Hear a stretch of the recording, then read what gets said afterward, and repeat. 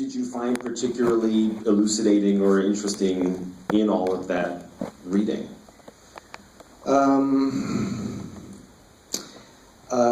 You know, the big one for me, other than realizing that I really had no idea about Moses at all, and just how complex of a character he was. And he really was a very troubled and tumultuous man, very mercurial.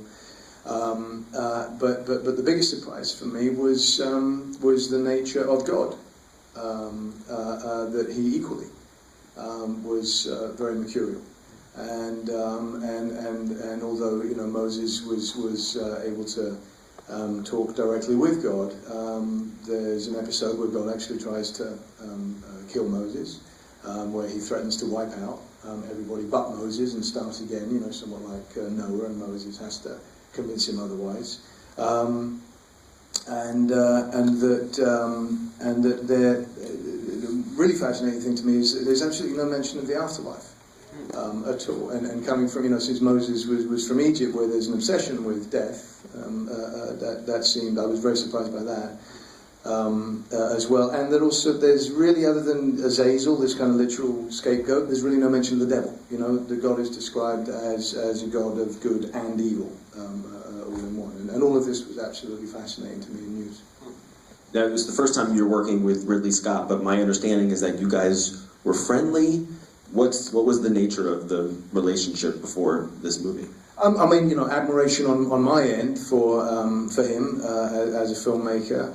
And then I'd worked with a number of actors who had worked with Ridley and who had said to me, you guys would get along, you should work together. So Ridley and I met up and just talked a little bit and said, let's find something. And I think that was about 4 years or 5 years ago. And then he turned up and said, yeah, I've got something. And he said, it's Moses. And I went, I said, no, okay. I was like, swords and sandals? He's like, yeah. I was like, just straight up Moses. Yes. Okay, all right. And what were the early conversations that the two of you had? Did he talk about the scale? What did he talk about that he wanted to bring to it?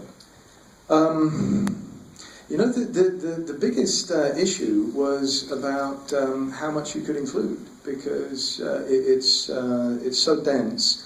You really could make an 8-hour-long film, and so there had to be a choice about how far we went with the story.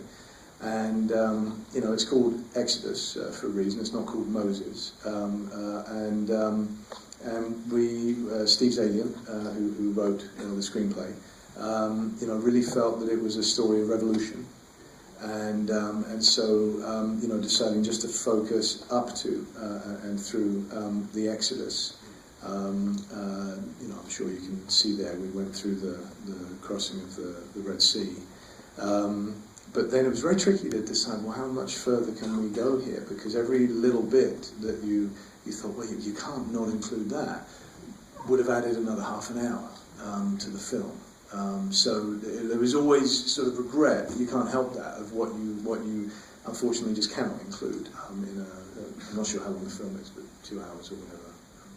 You say it's not called Moses. There was a project called Moses. It was a TV movie 20 years ago, and the guy who played Moses was Ben Kingsley. Yes, right. So in the moments where the two of you were acting opposite each other, did that come up? Yes, I said, oh, no, you've played Moses. I'm sorry, I've not seen it. And he just laughed, and because I sort of avoided, other than, all right, the very first films, and Ben Kingsley's one of my favourite actors. Part of the reason I didn't watch it is because there's times when it's a wonderful thing to steal from other people. And I don't sort of say I was inspired by it, you're stealing from them, but then, there's other moments where you go, wow, I'll probably end up taking so much that, no, that's not a good idea, I have my own idea, let's stick to that. But the very first film that I rented, immediately after a meeting with Ridley, and whilst I was still trying to get my head wrapped around it and thinking, is this even something that could be possible, I went and rented The Life of Brian. which is a real favourite film of mine, and a beautifully made film, wonderful film. But the point being that not only do I enjoy that film a great deal, but that anything where you are approaching it from a very earnest point of view can unintentionally become the life of Brian very quickly. So it was sort of a guiding light throughout for me. And I must confess, always look on the bright side of life was kind of always go humming through my head an awful lot. And then immediately after that, I rented Mel Brooks' A History of the World. When he comes down, he's like, "We've got 15 commandments." He drops on and says, "Oh, we've got 10 commandments." Because you sort of have to get that out of your system, and you have to understand what is it that we could unintentionally make funny, and you have to have humour with something that is as earnest as this, and as heavyweight as this. You have to have an element of comedy in your everyday life during filming, because otherwise it just becomes too exhausting.